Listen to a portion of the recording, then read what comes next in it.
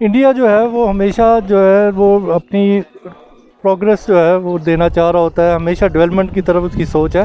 उसके मुल्क में जो सबसे बड़ी बात है वो है उसकी पॉलिटिकल स्टेबिलिटी, जिसकी बेस के ऊपर वो दिन रात तरक्की कर रहा है। और उसका जैसे कि किसी ज़माने में चाइना, बल्कि चाइना अब भी इसी तरह ही कर रहा है कि वो सिर्फ अपने मुल्क को डेवलप कर रहा है, वो दुनिया की पॉलिटिक्स से बड़ा दूर रहा है और उसने अपने आप को डेवलप किया है। मैं तो समझता हूँ अच्छी बात है, हर मुल्क को तरक्की करनी चाहिए। इंडिया अब इन चाइना वगैरह को बीट कर रहा है, तो हमारा हमसाया मुल्क है, हम चाहते हैं कि ऊपर जाए। उनकी तो फिल्म इंडस्ट्री भी बहुत ज़्यादा ग्रो कर रही है, हर चीज़ उनकी ग्रो कर रही है, हर इंडस्ट्री कर रही है। तो मेरे ख्याल से एक अच्छा उनका ये एक स्टेप है और हमें भी इस चीज़ में आगे जाना चाहिए। अस्सलामुअलैकुम, दिस इज़ मी रिबाह इमरान और आप देख रहे हैं मेरा यूट्यूब चैनल। आज के प्रोग्राम में हम बात करेंगे भारत की एक नई अचीवमेंट के बारे में।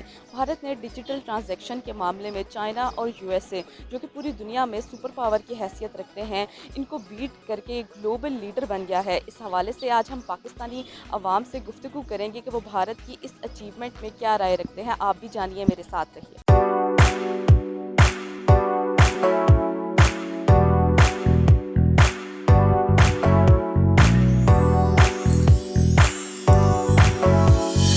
डिजिटल ट्रांजैक्शन के मामले में इंडिया ने इस बार चाइना को और यूएसए को बीट कर दिया है, यानी कि इस बार जो खिताब है वो ग्लोबल लीडर होने का इस फील्ड में वो इंडिया ले गया है। 25.5 बिलियन उन्होंने ट्रांजैक्शंस किए हैं, जो कि सबसे ज़्यादा है, वो एक रिकॉर्ड है। इस हवाले से आपकी क्या है? मैं तो समझता हूँ अच्छी बात है, हर मुल्क को तरक्की करनी चाहिए। इंडिया अब इन चाइना वगैरह को बीट कर रहा है, तो हमारा हमसाया मुल्क है, हम चाहते हैं कि ऊपर जाए। उनकी तो फिल्म इंडस्ट्री भी बहुत ज़्यादा ग्रो कर रही है, हर चीज़ उनकी ग्रो कर रही है, हर इंडस्ट्री कर रही है।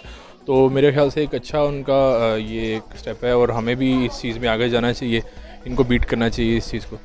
I think it's a good move, obviously, because like we're living in times where we know it's not possible to go out, and it's because of COVID as well. So people are staying home, and it's good that they're doing all these transactions from home.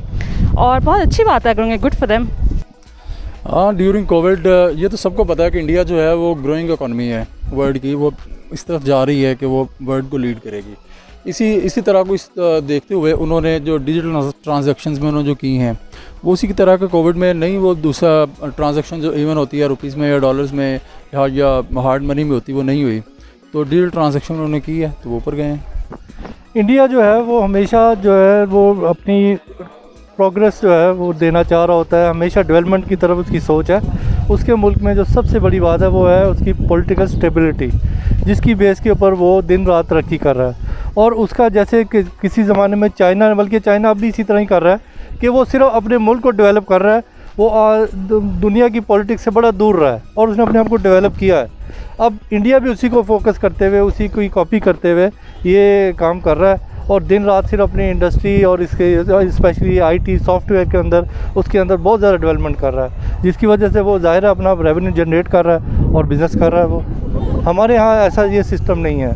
I think जो India है ना, वो हर एक India की economy wise भी बहुत ज़्यादा बेहतर हो रहा है, क्योंकि इंडिया की एक तो पॉपुलेशन जो है वो आईटी में बहुत ज़्यादा वो आगे हैं, नंबर 1 जा रहे हैं। आई थिंक वो पूरे वर्ल्ड में ना आईटी में सबसे आगे हैं।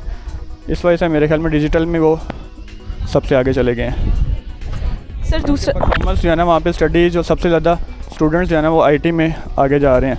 तो इस वजह से आई थिंक मेन रीज़न ये है कि डिजिटल में वो सबसे आगे हैं।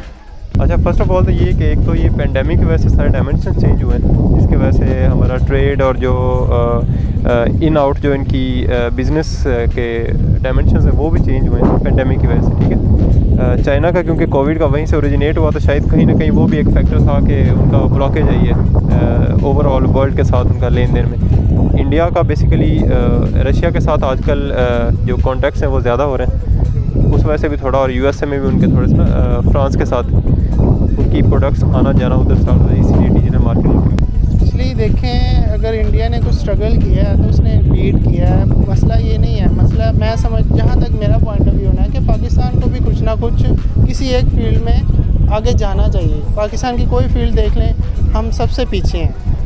आपकी एक्सपोर्ट है, आपकी इकनॉमिक्स बिल्कुल तबाह है। आप कह सकते हो कि आप आगे हो? कैसे आप कह सकते हो कि आपकी जीडीपी वो कईयों से बेहतर है? ये जो टीवी पे दिखाते हैं ये सब झूठ है, मैं नहीं मानता इससे। इस हवाले से मेरी ये राय है कि उन्होंने स्ट्रगल किया है, उन्होंने मेहनत की है। जब कोविड-19 पे सारी दुनिया मतलब बंद थी, सब ने अपने अपने मतलब हिफाजती इक़दाम किए और घर में बैठ गए, लेकिन इंडिया ने स्ट्रगल किया है, इन्होंने मेहनत की है, कोविड के साथ लड़े भी हैं और अपना इस फील्ड को भी उन्होंने ज्वाइन रखा है। सो दैट्स वाई कि मैं कहता हूँ कि इंडिया ने, ये उनकी एफ़र्ट है और जो उन्होंने पूरी दुनिया में एक अपना नाम बनाया है। फील्ड में अगर बात की जाए, जिस तरह इंडिया ने चाइना और यूएसए को बीट किया और जो कि बहुत बड़ी सुपर पावर कंट्रीज़ रखती थी उनको भी बीट कर दिया, आपको क्या लगता है आने वाले वक्त में क्या इंडिया चाइना को हर फील्ड में बीट कर सकता है? According to me India China को तो नहीं बीट कर सकता, क्योंकि चाइना आने वाले वक्त में सुपर पावर है, ठीक है। लेकिन हाँ ये है कि इंडिया ने अभी जो करंटली किया है वो मतलब अप्रिशिएट किया जा सकता है। उन्होंने स्ट्रगल किया और वेल एंड गुड किया है, लेकिन आने वाले वक्तों में आई थिंक मैं नहीं समझता कि इंडिया चाइना को बीट करेगा। चाइना तो अमेरिका को बीट कर रहा है, आप भी समझते हैं ये तो, लेकिन इंडिया चाइना को बीट बहुत मुश्किल है। लेकिन ये डिपेंड करता है स्ट्रगल पे, अगर वो करते रहे तो कर भी सकते हैं। मेरे ख्याल से कर सकता है, क्योंकि इंडिया इस टाइम उनकी पॉपुलेशन भी सेम ही है तकरीबन, लेकिन एक टाइम लगेगा उसमें। आई थिंक जैसे कि चाइना को एक टाइम लगा है अमेरिका तक तकरीबन मेरे ख्याल से जाने के लिए, तो इतना टाइम तो उसको भी लगेगा ही इंडिया को, लेकिन हो जाएगा क्योंकि वो काफ़ी लोग एफर्ट कर रहे हैं। हम लोग तो बिल्कुल ही एफर्ट नहीं कर रहे। नहीं, ऐसा नहीं, क्योंकि टेक्नोलॉजी में अगर देखा जाए तो चाइना उससे बहुत आगे है। इंडिया चूँकि एक बहुत बड़ी मार्केट है, मार्केट बड़ी होने की वजह से उसमें जो भी कंपनीज जाती हैं, जो भी जाती हैं, उनको एक मार्केट बड़ी मिलती है और बिज़नेस के हिसाब में तो वो ऊपर आ सकते हैं। लेकिन अगर आप ये कहें कि वो टेक्नोलॉजी में या मैन्युफैक्चरिंग में या दूसरी चीज़ों में चाइना को बीट कर देंगे, तो ये इम्पॉसिबल सी बात है, वो नहीं कर सकेंगे। जी बिल्कुल कर सकता है, इसमें कोई ऐसी बात नहीं है। ये सारे ये डिजिटल जो उसकी चल रही है मार्केटिंग या डिजिटल आप बात कर रही हैं, ये सारी आईटी सॉफ्टवेयर के ऊपर डिपेंड करती है। और इंडिया ने अपना सॉफ्टवेयर और आईटी में इतनी ज़्यादा अपनी तरक्की कर ली हुई है कि उसके लिए अब कोई चीज़ नामुमकिन नहीं है, वो सब कुछ कर सकता है। और मैंने आपको बताया बेसिक चीज़ जो है वो वहाँ पे है पॉलिटिकल स्टेबिलिटी। वहाँ पे पॉलिटिकल स्टेबिलिटी होती है, वो लोग हर काम करते हैं और अच्छे तरीके से करते हैं। नहीं, इस मामले में ये डिजिटल ट्रांजैक्शंस के मामले में ज़रूर वो थोड़ा सा इम्प्रूवमेंट आई है, लेकिन overall China is still leading the world. Number 1 पे जो ग्लोबल मार्केट है वो चाइना इसमें बन चुका है। I was seeing the report a few days अगो, तो उसमें यही था कि चाइना जो है अब Beijing is a new rich city. पहले न्यूयॉर्क होता था आई गेस हमारा, अब बीजिंग में वो आ चुका हुआ है, ठीक है। तो न्यू वर्ल्ड ऑर्डर जो शिफ्ट हो रहा है that is shifting from America to China. So India is still far behind in that perspective. नहीं, आई थिंक मुश्किल है, क्योंकि इंडिया में ज़्यादा स्कोप जो है ना वो आईटी का है, इसलिए वो डिजिटल में आगे चले गए। अदरवाइज़ जो वो चाइनीज़ हैं वो ज़्यादा हार्ड वर्किंग है, बाकी फील्ड में वो सबसे आगे वही जा रहे हैं अभी तक। पाकिस्तान में भी देख लें, CPEC का जो उन्होंने स्टार्ट किया हुआ है वो चाइना ने किया हुआ है। इसी तरह चाइना ने इंडिया में बहुत ज़्यादा इन्वेस्टमेंट की हुई है अपनी। अगर वो अपनी इंडिया से इन्वेस्टमेंट भी ख़त्म कर लें तो इंडिया तो बहुत ज़्यादा इकॉनमी उनकी डाउन हो जाएगी। तो मेरा नहीं ख्याल कि इंडिया जो है वो इसके अलावा आगे जा सकता है चाइना से। India, I don't know about that, but I really hope Pakistan does. I can only speak for our own country and see what happens in the future. But good, like I said, good for them. If I think they're going in the right direction. So इसमें कोई शक नहीं है कि India जो है ना उनकी इकोनॉमी हमसे काफ़ी बेहतर है, तो वो काफ़ी स्ट्रगल करते हैं आगे निकलने के लिए।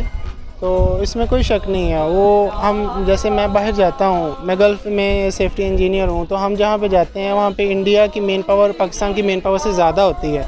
क्या रीज़न है कि वो हमसे ज़्यादा उनके पास एक्सपीरियंस है, उनके पास लेबर है, उनके पास रिसोर्सेज हैं, हमारे पास कुछ भी नहीं है। इसकी वजह से वो हमसे आगे निकल जाते हैं। तो वो निकल सकते हैं, इसमें कोई शक नहीं है, वो आगे निकल सकते हैं। मोदी की जिस तरह मेक इन इंडिया की कैंपेन है वो सक्सेसफुल होती दिखाई दे रही है, आप उनकी पॉलिसीज़ के हवाले से क्या राय रखते हैं? ज़ाहिर सी बात है, हर जो किसी भी मुल्क का लीडर होगा, उसका जो PM होगा या प्रेसिडेंट होगा, वो यही चाहेगा कि उसका मुल्क ऊपर जाए। और नरेंद्र मोदी जो है उसका भी अपने मुल्क के बारे में यही ख्याल है कि वो उसको ऊपर लेके जाना चाह रहा है। लेकिन हम इसकी एक साइड देख रहे हैं। अगर एक वो शाइनिंग इंडिया या ग्रोइंग इंडिया का उसने नारा लगाया, लेकिन वो एक हद तक गया। लेकिन अगर हम इंडिया की दूसरी तस्वीर देखें तो एशिया की सबसे बड़ी जो झुग्गी की बस्ती है वो भी इंडिया में पाई गई है, वो भी मुंबई में ही है। वहाँ पे अमीर जो है वो अमीरतर होता जा रहा है और जो गरीब है वो गरीबतर होता जा रहा है। वहाँ पे हुकूमत तो अमीर है लेकिन उसकी जो आवाम है वो बहुत नीचे है। ड्यूरिंग आप ये कोविड पेंडेमिक में देख लें, इसमें आप देख लें उनकी हेल्थ फैसिलिटी है, वो कल का एक था कि हेल्थ फैसिलिटी उनकी जब बिल्कुल क्लैप्स कर गई है। लोग शमशान घाट के बाहर डेड बॉडीज़ लेके अपनी बारी का इंतज़ार कर रहे हैं। इन हालात में मुझे नहीं लगता कि ये इतना ईजी होगा कि वो जो मोदी साहब ने नारा लगाया कि इंडिया ऊपर जाएगा, ग्रोइंग इंडिया या शाइनिंग इंडिया, वो अभी इतना करीब नहीं है। उनकी पॉलिसीज़ ये है कि एक तो बड़े हार्ड वर्किंग लोग हैं। यहाँ पे एक बहुत ज़्यादा कंटेंट ऐसे दिखाया जाता है कि बहुत ही मतलब गंदा कंटेंट, मैं ये तो यही कहूँगा। वो एक अच्छी चीज़ को, अच्छी स्टोरीज़ लेके आ रहे हैं, अच्छे राइटर हैं उनके पास। हमारे पास भी अच्छे राइटर हैं, लेकिन हम उन लोगों को चांस नहीं देते, अच्छा नया टैलेंट को चांस नहीं देते।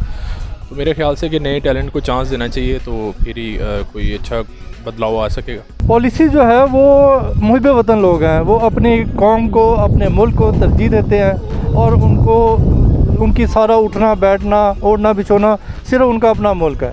उन्होंने कई साल तक अपनी बाहर से कोई गाड़ी नहीं ख़रीदी थी, सिर्फ एक वो मॉरिस या वो फिएट वगैरह चलाते थे और अपनी ही जो मुल्क की इंडस्ट्री होती है उसी को वो प्रेफर करते हैं हर किस्म में। तो इसकी वजह से ज़ाहिर है वो दिन रात तरक्की कर रहे हैं और करेंगे। और मैं फिर अपनी बात कर रहा हूँ कि हमारे यहाँ ऐसी चीज़ नहीं है, हमारे यहाँ वो ट्रेंड ही नहीं है। अपने मुल्क को हम तरजीह नहीं देते, हम लोग सिर्फ ख़ुद की लाइकिंग डिसलाइकिंग देखते हैं और हमें चाहे इम्पोर्टेड चीज़ मिले, किसी रेट पे मिले, हम कहते हैं बस हमें मिलनी चाहिए। हमें अपने मुल्क से कोई मोहब्बत नहीं है। ये मोहब्बत सिर्फ 14 अगस्त को नज़र आती है या किसी और के मौके पे, वैसे हमारे अपने मुल्क से कोई मोहब्बत नहीं है। वो लोग अपने मुल्क से मोहब्बत करते हैं और अपने मुल्क के लिए जान भी देते हैं।